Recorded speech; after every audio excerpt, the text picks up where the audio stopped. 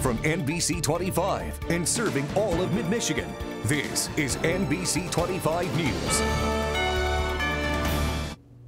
A new law going into effect across the state is giving police more tools to arrest drivers under the influence of drugs. Good evening, I'm Kyle Mitchell. Sadie is off.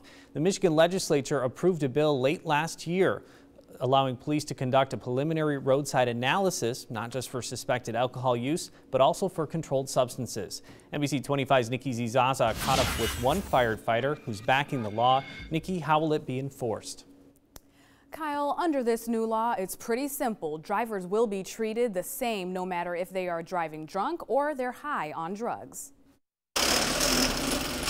In less than 2 weeks, police all over Michigan can pull you over if they suspect you're high on drugs. A law Captain Chris Liepert of Saginaw Township Fire Department says is long overdue.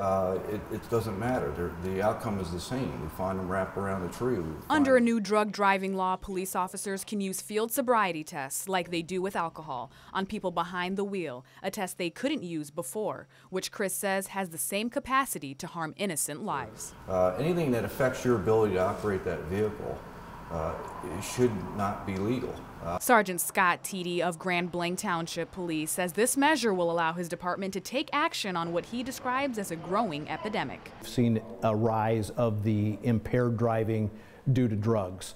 That's because of the amount of prescription drugs that are out there, also to the number of illegal drugs that are on our streets. But once pulled over, the results aren't instantaneous. Offenders will have to submit urine and blood samples. Once those samples are sent to the lab, we will get the results back to see what that driver was under the influence of. Even so, Captain Liepert hopes this law saves lives and prevents tragedies. If you're drinking and driving or drug driving and you get home, you're lucky.